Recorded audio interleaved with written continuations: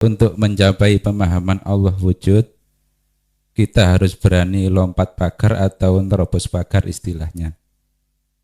Sedangkan kita dikenalkan dengan akidah-akidah, baik itu yang ahli sunnah ataupun aliran-aliran yang lain. Nah, yang saya tanyakan, di manakah batas-batas akidah, baik ahli sunnah ataupun yang lain itu, apakah sebatas muraqabah atau sampai kepada makom fana untuk membatasi umat ini? Enting-enting panjenengan iku ojo wedi dadi wong gendeng. Nah, iku. Kula niku sing paling wedi. Kula lek kholwat niku kok awak kula panas ngoten. Pada suatu saat niku kula kholwat jam 2 malam, kaki sampai kepala niku panas. Kayak mau keluar tapi nggak bisa keluar. Itu bagaimana, Bu? Saya minta solusinya. Apa maksud dan definisi tentang Telaga Kausar? Karena saya mendapatkan kata-kata Telaga Kausar pada waktu saya kholwat dan sebelumnya saya belum mengetahui apa itu Telaga Kausar. Mohon penjelasan secara hakikat. Dalam perjalanan kholwat itu salik tidak pernah ditemukan dengan alam mukasyafa. Itu apa sudah dikatakan kholwat yang betul apa belum? Itu yang saya tanyakan.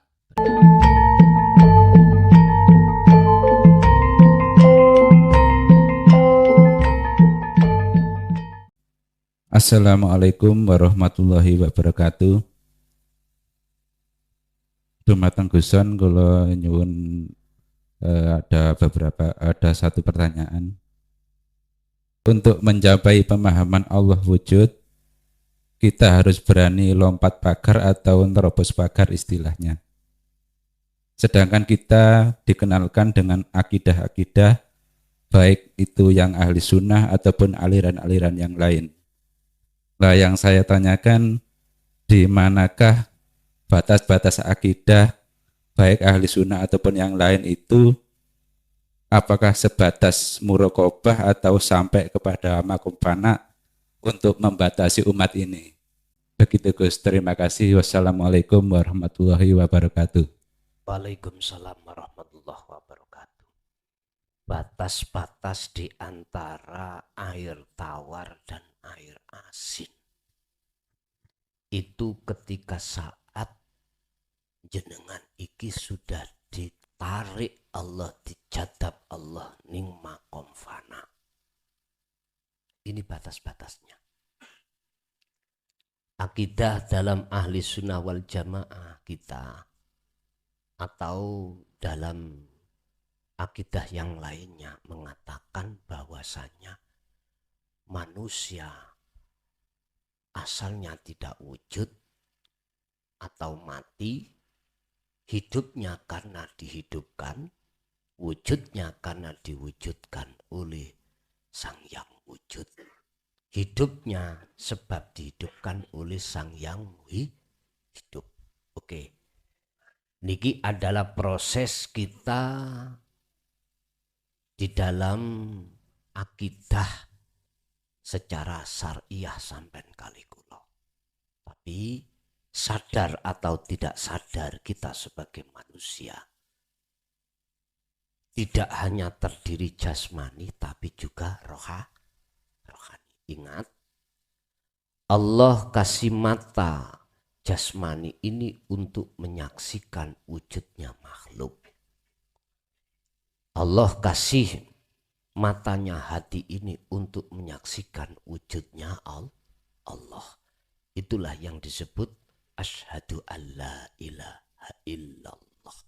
Tetapi akidah apa yang kita terima, keimanan apa yang kita terima antara di syariat dan di hakikat, mohon maaf, kalau di syariat kita harus berakidah atau beriman selain Allah itu ada. Contoh, kita harus iman adanya tidak hanya makhluk. Niki rukun iman. Amantu billahi termasuk wa malaikatihi wa kutubihi wa rusuli dan seterusnya.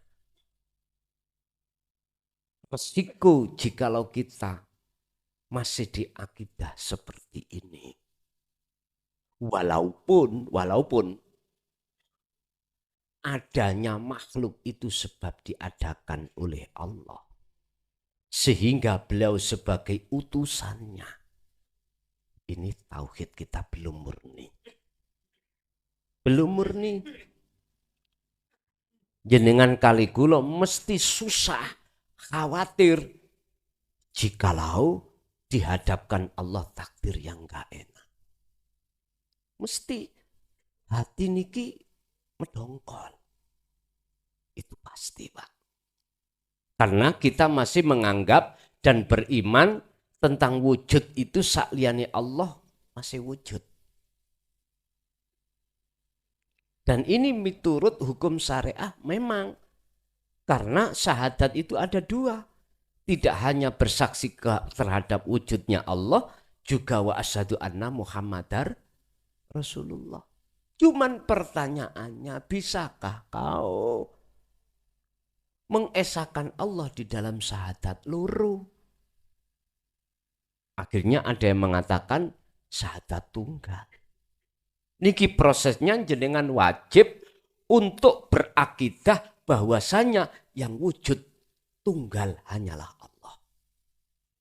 Akhirnya inilah Pak, mengapa Gusti Allah itu menyuruh Nabi Muhammad untuk menyampaikan tauhid. Supaya dalam diri jenengan kali kula biar enggak ada selain Allah dalam berakidah. Enek tason cangkem syukur jeplak. Nek Kanjeng Nabi niku nyampekno tauhid. Tolong dibuka dalam surah Al-Anbiya ayat 25. Itu sebagai bukti bahwasannya pada saat di zaman beliau, kalau beliau menyampaikan, wa ma arsalna min qablika mir rasulin illa nuhi ilaihi annahu la ilaha illa ana fa'budu.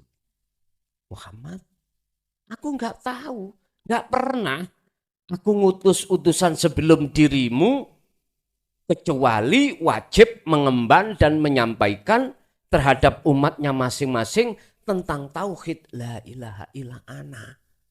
Ini gak mentok toh Pak. Ana itu mentok. Basa kula selidiki tauhid di dalam Al-Qur'an niku pertama la ilaha illallah, la ilaha illa huwa, la ilaha illa anta, lalu la ilaha illa ana. Adanya di 4 ini. Makanya ada istilah bahasa tahapan syariat, thariqat, hakikat, makrifat. Bahasa ilmu sejati ada tahapan kulit, daging, balung, getih. Ada.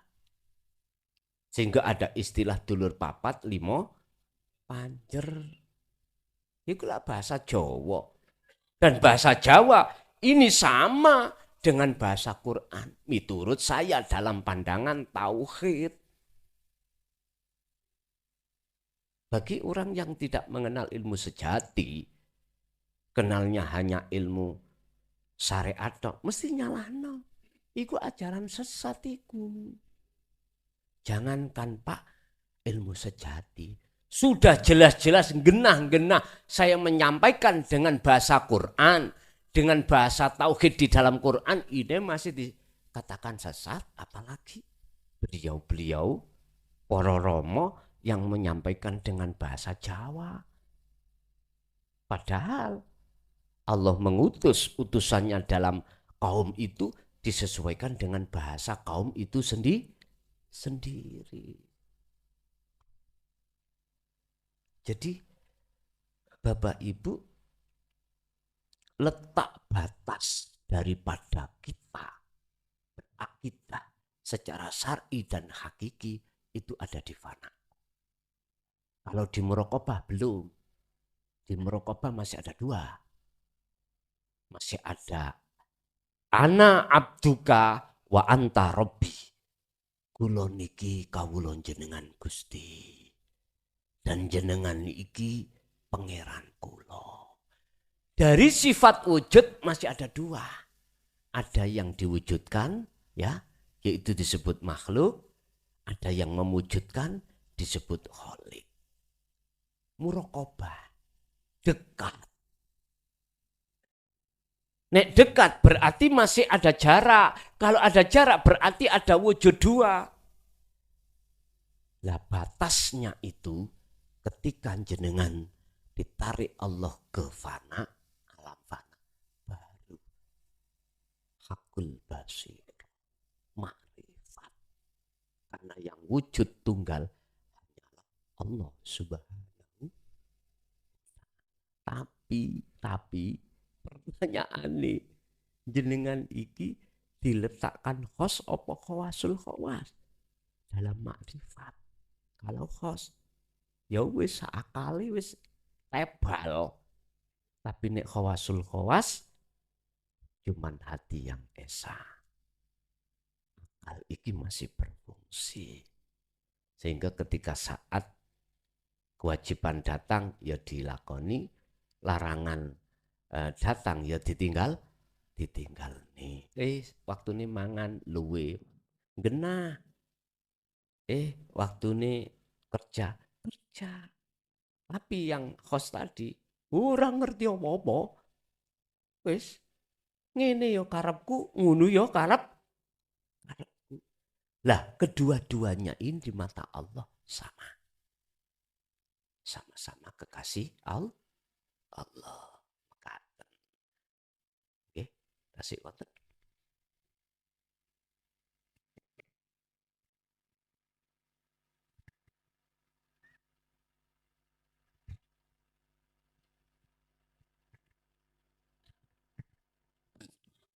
Bismillahirrahmanirrahim. Assalamualaikum warahmatullahi wabarakatuh. Alhamdulillah matur suwun Gusti yang telah memberikan kepada kami semua inggih menika jalan untuk menuju kepada yang namanya urip. Mulai bertahun-tahun yang dulu saya sudah mengikuti panjenengan, namun titiknya niku kula wedi ajri ini nopo enting-enting panjenengan niku ojo wedi dadi wong gendeng. Nah iku kula niku sing paling wedi. Karena apa? Wong gendeng niku kasarane gak ono sing sadare morono pasar, sadare wis morono ke terminal. Terus kula kotek opo sih karepe Gusti niki ngaji ngene iki. Secara teori alhamdulillah sampun masuk, insyaallah sampun masuk. Namun ketika saya hadapkan kepada yang namanya urip, itu terjadi sesuatu yang sangat hebat sekali terhadap diri saya. Idza dzukirallahu wajilat qulubukum.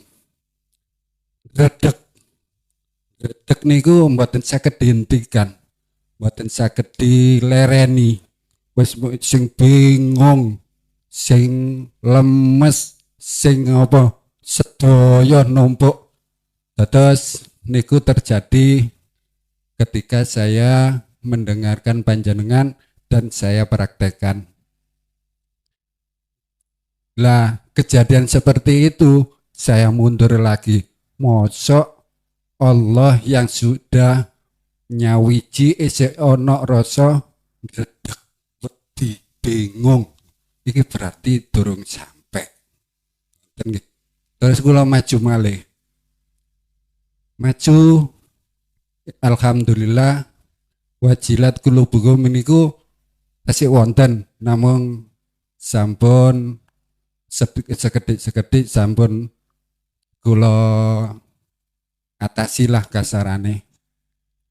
Namung teng mriku tasih wonten iradah, karep, osok ayang-ayang kados panjenengan wau ayang-ayang kok iso ana karep.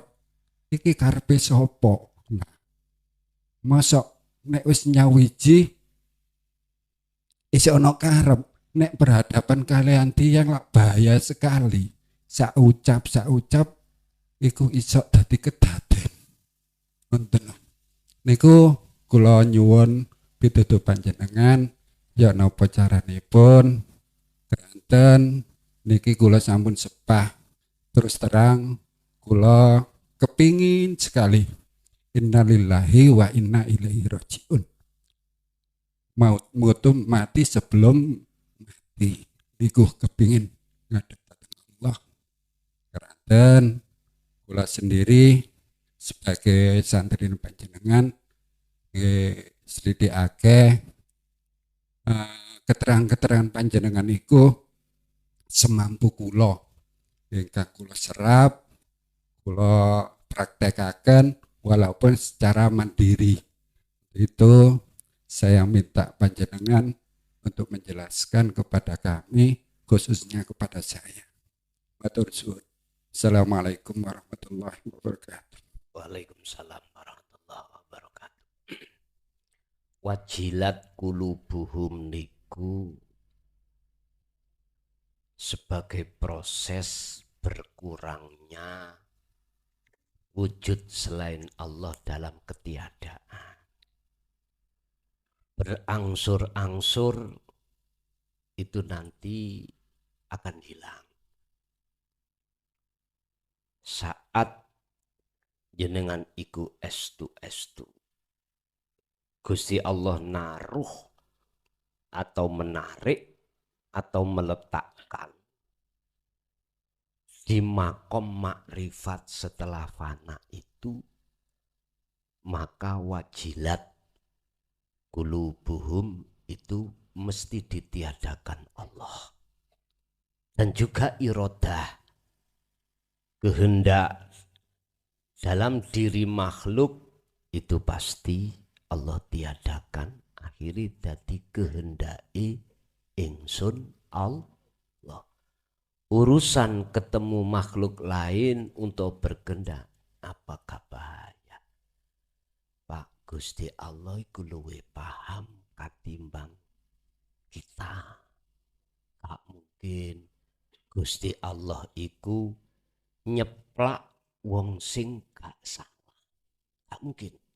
Istilah bahasa ini. Kalau ini bagiannya si A, gak mungkin dikasihkan si B. Sebab gak ono ceritani Gusti Allah keliru. Mboten enten. Cuma nafsu wae iku sing ngoyak-ngoyak. Nafsu wae sing ngoyak-ngoyak. Contoh, napa Gusti Allah meling nang Nabi Adam, jikalau kau betul-betul ingin abadi manggon selamanya di negeri iki pada saat itu disebut surga ya, rahmat. Ojo pisan-pisan kamu mendekati pohon itu. Beda nafsu.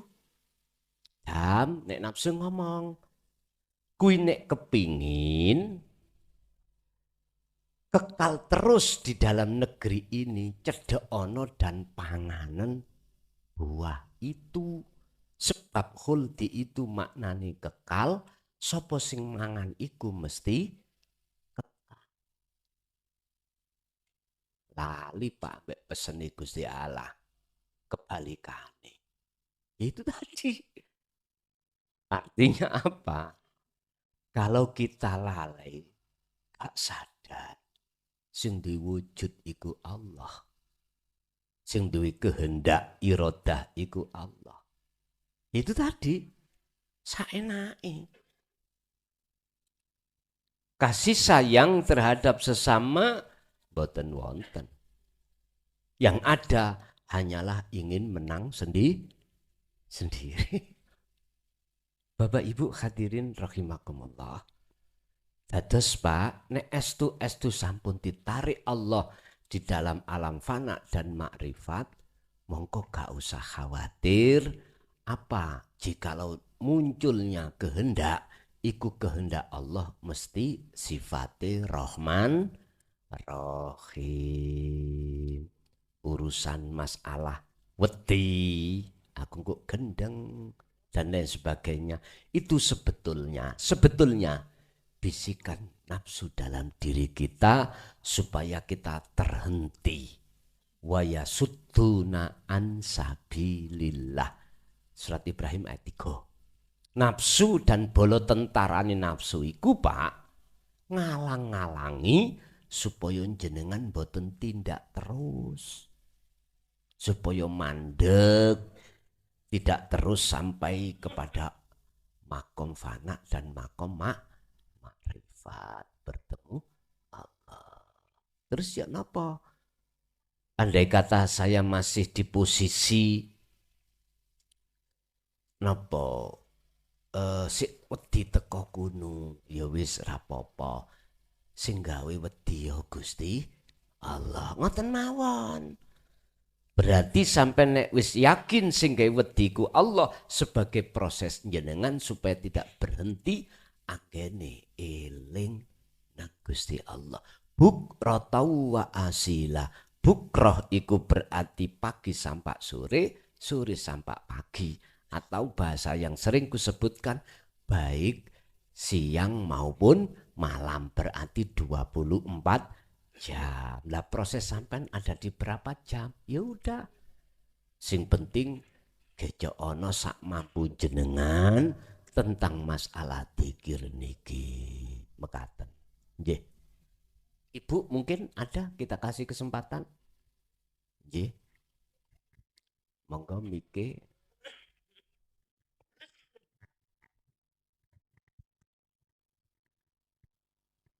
Assalamualaikum warahmatullahi wabarakatuh.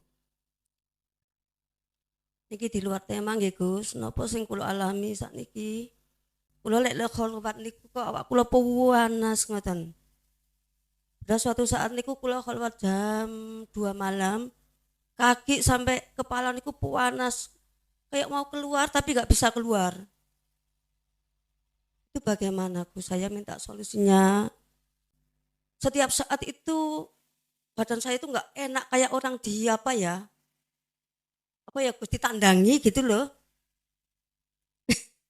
Nggih ngoten ya Allah. Kula sampai ya Allah. Lek anjene Dengan waktu kholwat dzikir sirul asrar fungsi mboten? fungsi Gus. Fungsi nggih. Nggih. Sampai kula doa ngeten ya Allah, pun sampai anak putu kula kena kayak konten mboten kiyat ya Allah, kula ngoten. Ngoten mawon Gus. Kula nyuwun solusine ngoten mawon. Assalamualaikum warahmatullahi wabarakatuh. Waalaikumsalam warahmatullahi wabarakatuh. Oh nggih Gus, ten geger kula niku kok kaya wonten sing gerak ngoten lho. Kula damel kholwat niku ngeplek ambiar ngeten. Terus mangke lek ne anu ngoten rasane kaya ngeten. Sampai ngeten nggih. Ngoten mawon. Assalamualaikum warahmatullahi wabarakatuh.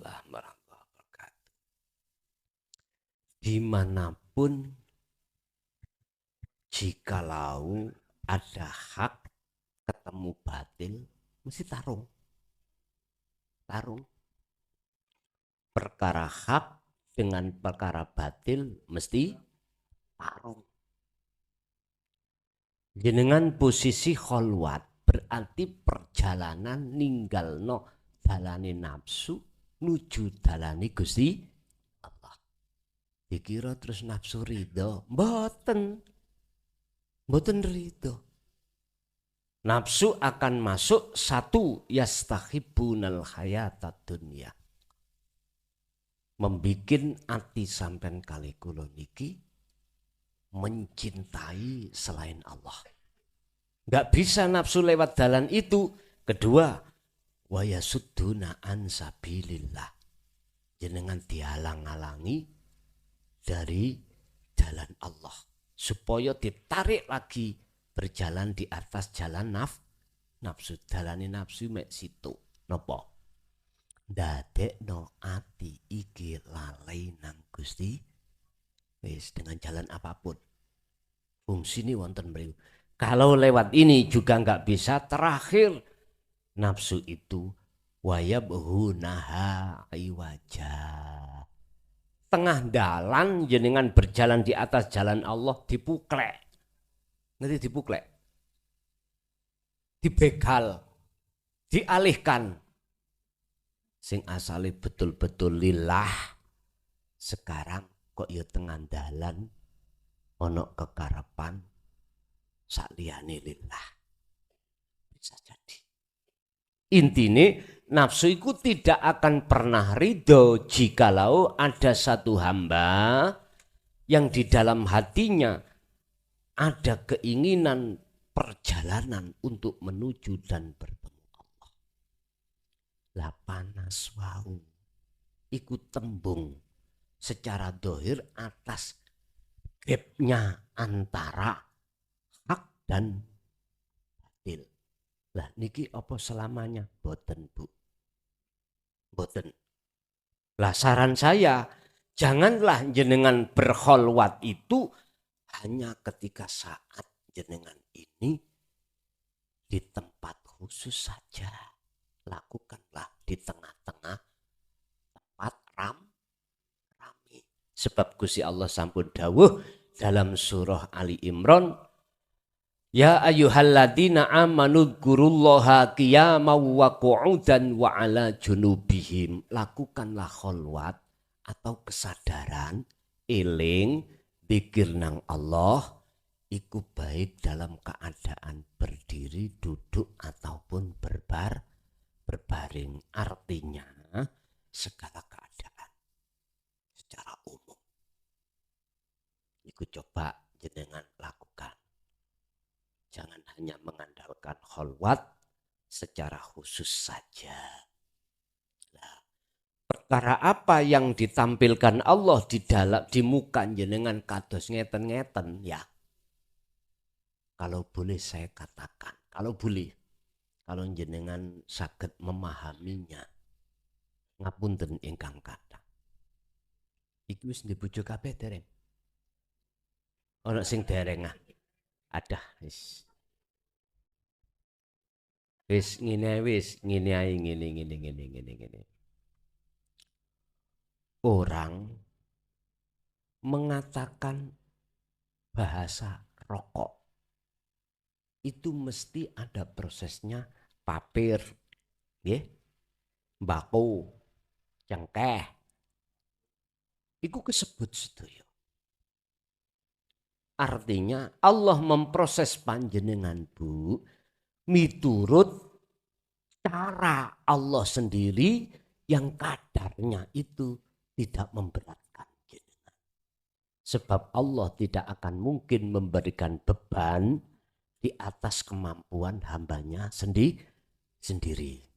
Sing penting jenengan rela, ikhlas dengan cara mengalirlah. Jadilah jenengan kali kula seperti gandengane trek. Gandengane trek dile. Ditarik ngalor lewat dalan alus, kadang ono, kadang dilewatno dalan ngrunjal, enggak kepenak. Trek iku yo gak tahu sambat. Padha mbek wayang kulit niku lho, digebuk-gebukno dalang. Gak ono wayang iku noleh nang gone dalang itu jangkrik loro. Mboten enten isine gur manut sendika dawuh. Lamung niku iso jenengan kali kula manut sendika dawuh kalau kita nyadari kalau kita persis seperti wayang kulit. Mekaten Ibu. Nggih, Ibu lainnya.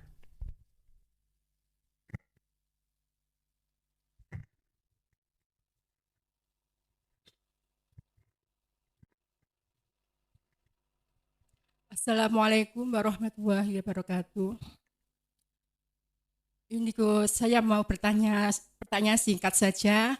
Apa maksud dan definisi tentang Telaga Kausar?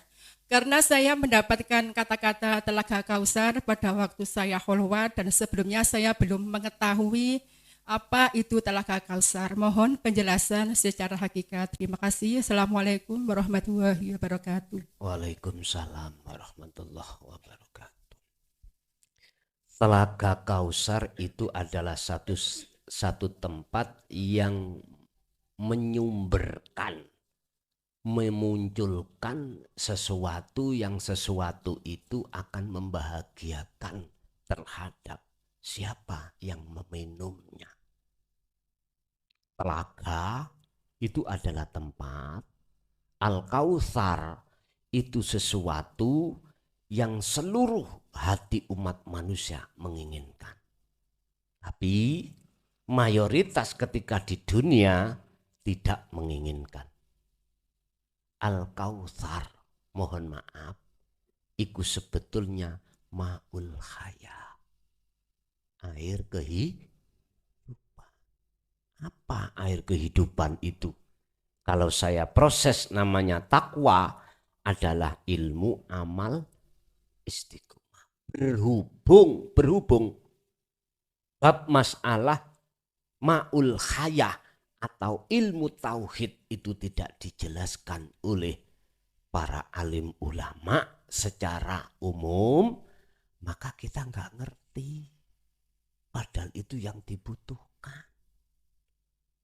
Ning dunya iku Pak Bu, ora ono sing nyenengno kekekalan dalam diri kita. Bahkan Syekh Ibnu Athaillah dalam makalah lain nanti menyebutkan Gusti Allah iku gak nyiptakno perkara sing membahagiakan ning donya. Perkara sing membahagiakan iku cuman di akhirat. Iku karepe ngeten. Apa sing kok sawang enak menyenangkan itu yang bersifatkan dunia itu sifatnya iku bujuk. Artinya di balik itu ada yang mengekalkan kebahagiaannya. Apa? Dijawab, yaiku alladzina amanu wa tatma'innu qulubuhum bidzikrillah. Sebab hati selalu ingat kepada Tuhannya itulah yang akan menjadikan hati itu tentram. Berarti apa?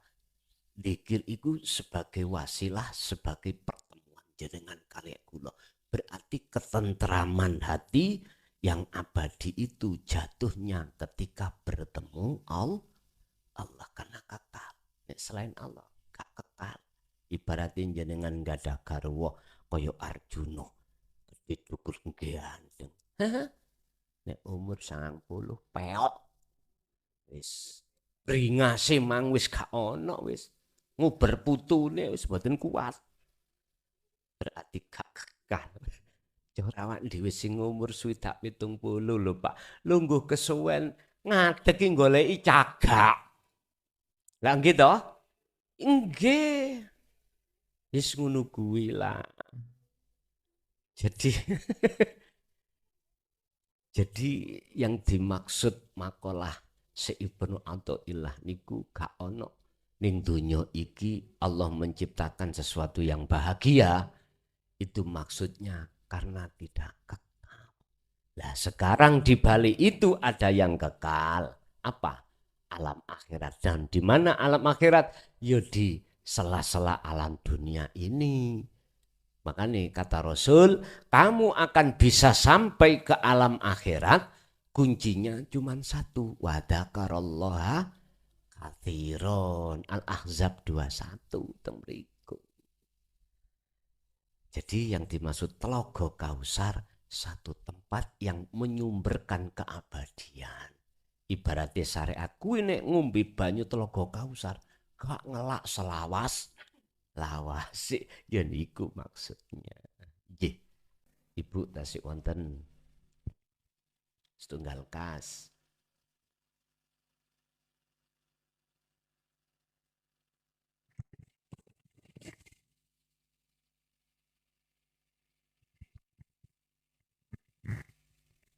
Pun wonten Bu.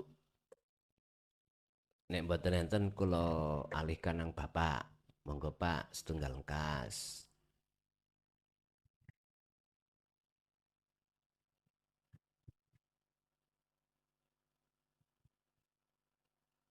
Assalamualaikum warahmatullahi wabarakatuh.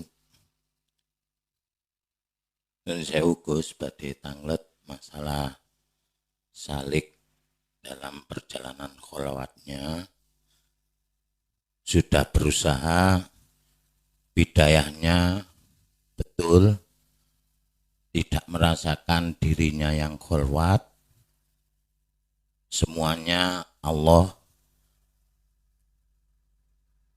Tapi dalam perjalanan kholwat itu salik tidak pernah ditemukan dengan alam mukasyafa. Itu apa sudah dikatakan kholwat yang betul apa belum? Itu yang saya tanyakan. Terima kasih. Wassalamualaikum warahmatullahi wabarakatuh. Waalaikumsalam warahmatullahi wabarakatuh. Alam Allah terbagi menjadi 3, muhadharah, mukasafah, musyahadah. Muhadharah berarti alam kasunyatan iki dihuni oleh makhluk kasar. Mukasafah dihuni oleh makhluk halus. Musyahadah dihuni oleh wujud tunggalnya Allah. Dan alam musyahadah bagi orang yang sudah wusul itu dalam muhadharah ataupun di mukasafah. Apakah si salik ketika suluknya sudah, bidayahnya sudah benar, tidak dikelihatkan isi daripada alam mukasafah itu sudah benar? Sudah. Karena setiap salik ketika suluk bidayahnya benar itu kadang juga dibuka, kadang juga tidak. Berarti bukanya alam mukasafah bukan sebagai barometer si salik itu sudah wusul. Tidak selamanya begitu. Yang menjadi barometer si salik ketika bidayah suluknya benar sudah tidak ada selain daripada wujud Allah itu sendiri. Maka walaupun dibuka atau tidak dibuka itu no problem.